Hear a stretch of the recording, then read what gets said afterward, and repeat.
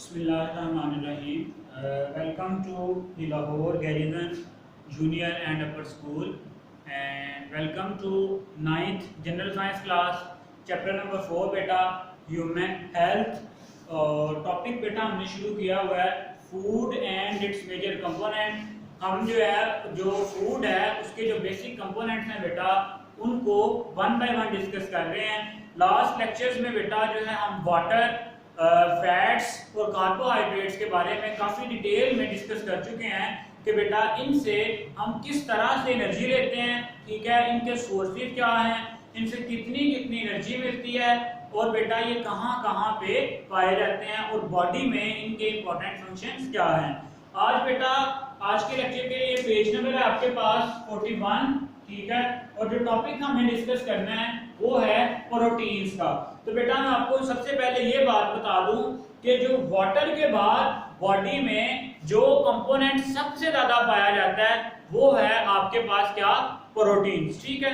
ये जो प्रोटीन्स है बेटा आपकी लाइफ के लिए, आपकी जो बॉडी की प्रॉपर फंक्शनिंग के लिए प्रोटीन्स बहुत ज्यादा इंपॉर्टेंट हैं, क्योंकि ये जो प्रोटीन्स हैं ये आपके पास स्ट्रक्चरल रोल भी प्ले करती हैं। मतलब कि हमारी बॉडी के जो डिफरेंट पार्ट्स हैं, जो डिफरेंट आप कह सकते हो कंपोनेंट्स हैं, उनको बनाने में भी ये जो प्रोटीन्स हैं ये बहुत रोल प्ले करती हैं। और इसके अलावा बेटा हमारी बॉडी में जो डिफरेंट फंक्शंस परफॉर्म हो रहे हैं उन सब के लिए भी जो प्रोटीन्स हैं वो क्या होती हैं, बहुत जरूरी होती हैं। डिफरेंट तरह की प्रोटीन्स डिफरेंट तरह के काम करते हैं, लेकिन बेटा जो इनके आप कह सकते हो कि यूनिट्स होते हैं वो होते हैं आपके पास अमाइनो एसिड्स होते हैं। जितनी भी आपके पास प्रोटीन्स हैं वो अमाइनो एसिड्स की पूरी चेन मिलती है और फिर उससे मिलकर क्या बनती हैं, प्रोटीन्स बनती हैं। डिस्कस करते हैं बेटा जी। After water proteins are the most abundant of the chemical substances in the body, ठीक है। आफ्टर वाटर, वाटर के बाद सेकंड मोस्ट अबंडेंट आप कह सकते हो, second most abundant chemical compound, chemical compounds in body, ठीक है। कि ये जो आपके पास प्रोटीन्स हैं ये सबसे जो मोस्ट कंटेंट है वो आपके पास वाटर, और वाटर के बाद जो दूसरे नंबर पे आपकी बॉडी में सबसे ज्यादा पाए जाने वाले जो कंपाउंड्स हैं वो क्या हैं, प्रोटीन्स। एमसीक्यूज के लिए आपसे ये जो बेटा क्वेश्चन है ये पूछा जा सकता है। अब ये जो आपके पास प्रोटीन है ये कहाँ कहाँ पाई जाती हैं, द मसल्स, टिश्यूज, ब्लड और मेड अप ऑफ प्रोटीन, ठीक है। आपकी बॉडी के जितने भी मसल्स हैं, जितने भी टिश्यूज हैं और जो ब्लड सेल्स हैं वो बेटा आपके पास सारे के सारे किससे मिलकर बने होते हैं, प्रोटीन से मिलकर बने होते हैं। They perform such important function in body which would otherwise B impossible, ठीक है। अगर ये प्रोटीन्स ना हो तो जो आपकी बॉडी के बहुत सारे फंक्शंस हैं वो परफॉर्म नहीं होंगे और जो आपकी बॉडी की फंक्शनिंग है वो क्या हो जाएगी, डिस्टर्ब हो जाएगी। क्लियर, चलें। These are the large complex molecules made up of condensation of, ये अब आगे बेटा इनकी कंपोजिशन कि आपके पास जो प्रोटीन्स हैं वो किससे मिलके बनी हुई होती हैं, ठीक है। तो proteins are the larger molecules, proteins are the larger molecules made up of condensation of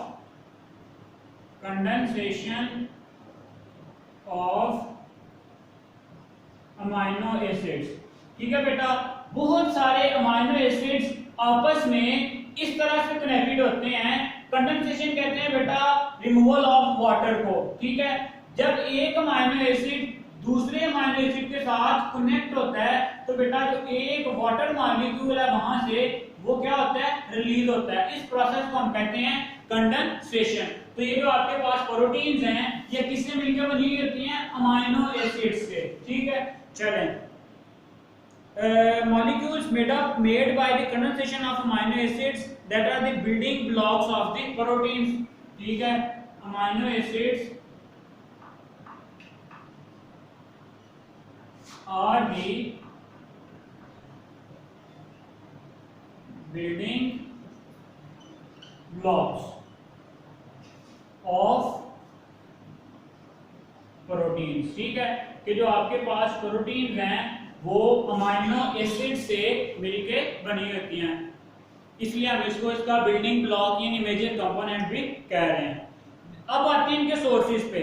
they can be obtained from both plant and animal. ठीक है, नेक्स्ट हमारे पास जो हेडिंग आएगी इसके हवाले से वो आएगी बेटा जी सोर्सेज। इसके जो सोर्सेज हैं आपके पास वो क्या हैं, तो बेटा वो दोनों सोर्सेज हैं। We can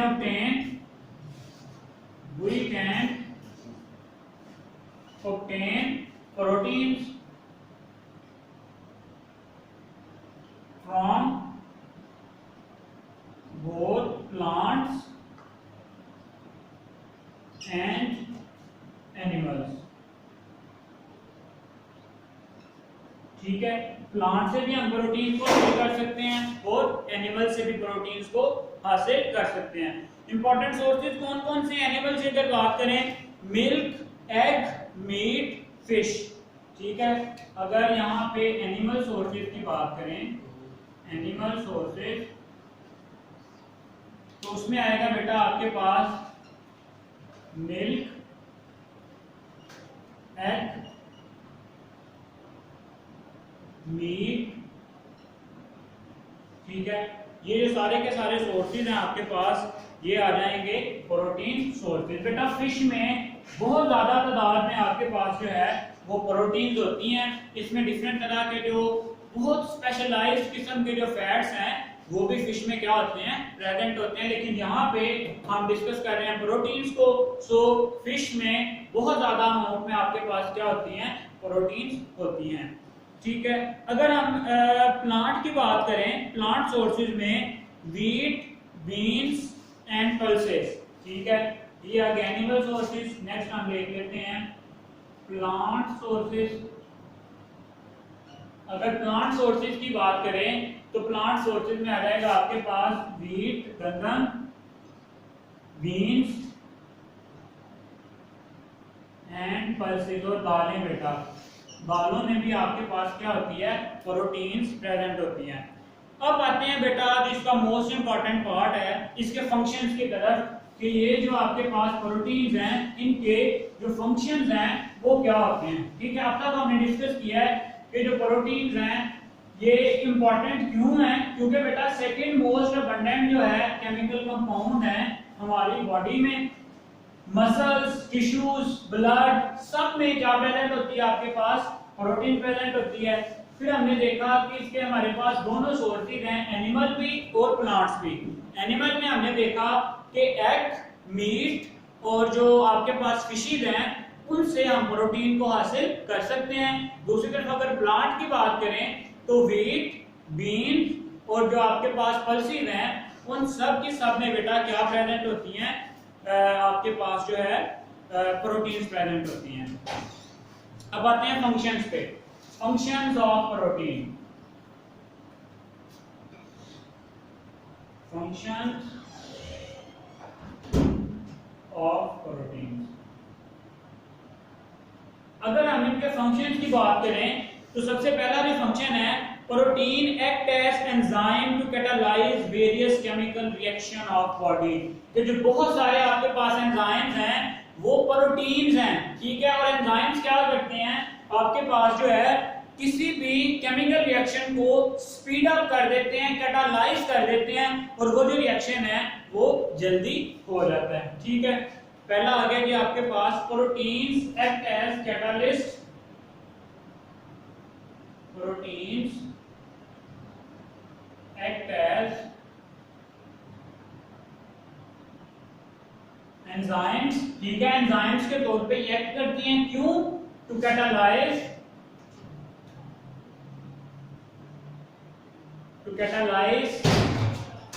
a chemical reaction। Catalyse a chemical reaction। किसी भी केमिकल रिएक्शन को कैटालाइज करने के लिए ये जो प्रोटीन्स हैं ये क्या होती हैं बेटा, यूज होती हैं। दूसरा इंपॉर्टेंट पॉइंट क्या है, they act as hormone and bring about coordination in various physiological activities of body. पहला आ गया जी दे एक्ट एज एंजाइम्स, दूसरा आएगा जी प्रोटीन्स एक्ट एज हार्मोन्स, ठीक है, hormones to bring the chemical coordination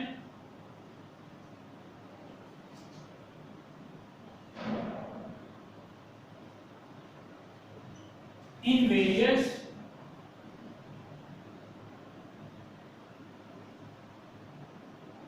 physiological activities of life।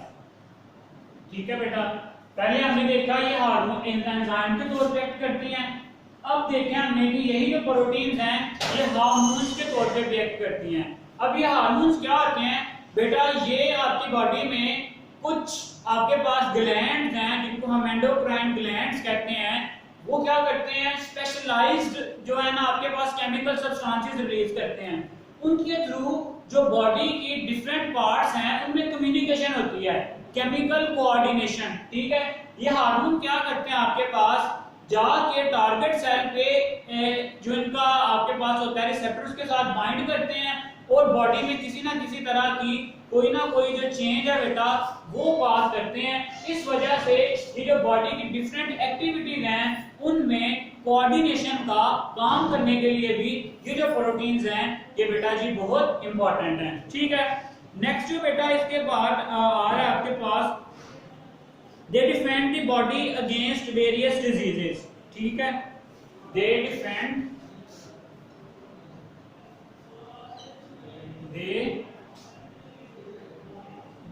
the body against various diseases। मतलब कि ये जो हैं ये आपकी बॉडी को बहुत ज्यादा जो डिजीजेज हैं जो बीमारियां हैं उनसे बचाते हैं। किस तरह से? By producing the antibodies, by producing the antibodies. ठीक है, कि अगर बेटा देखें बाहर से किसी जाम ने आपकी बॉडी पे अटैक किया है तो ये जो प्रोटीन्स हैं ये क्या है एंटीबॉडीज बनाती हैं। ठीक है, और यही जो एंटीबॉडीज हैं वो बाहर से आने वाले जाम के साथ फाइट आउट करती हैं और उसको क्या कर देती हैं, किल कर देती हैं। So these proteins are important, proteins are important for immune system.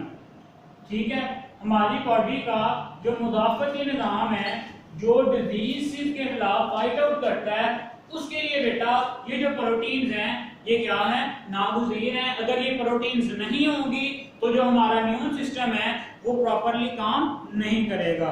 ठीक है, लास्ट है बेटा आपके पास इसका एक point, they also help in transporting various materials. ठीक है, they help in transporting proteins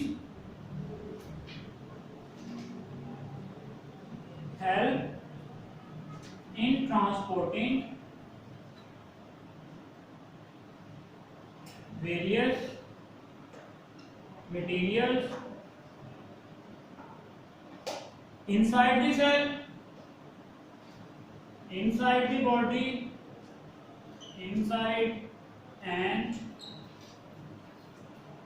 outside the body. ठीक है, ये बेटा आपके पास ट्रांसपोर्टर्स के तौर पे भी क्या करती हैं, ये जो प्रोटीन्स हैं ये एक्ट करती हैं।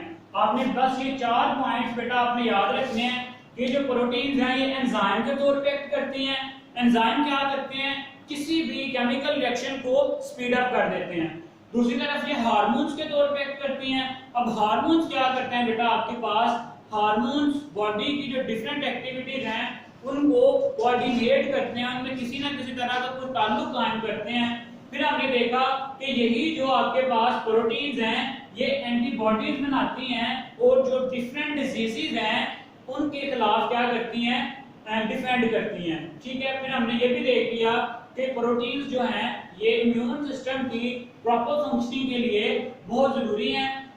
लास्ट में हमने देखा कि यही जो प्रोटीन्स हैं ये एज आ ट्रांसपोर्टर क्या कर सकती हैं, एक्ट कर सकती हैं और जो डिफरेंट मटेरियल्स हैं उनको सेल के अंदर और सेल के बाहर जो है ट्रांसपोर्ट करने के लिए भी बेटा क्या हो सकती हैं, ये यूज हो सकती हैं। ठीक है, एक आपके पास जो फुट नोट लिखा हुआ है ग्रीन कलर में, all the proteins made up of different types of 20 types of amino acids. ठीक है, एमसीक्यूज के हवाले से आपने याद रखना है कि जितने भी प्रोटीन्स हैं आपके पास वो जो 20 टाइप के अमीनो एसिड्स हैं उनसे मिलके क्या होती हैं, बनी होती हैं। This is all about today's lecture.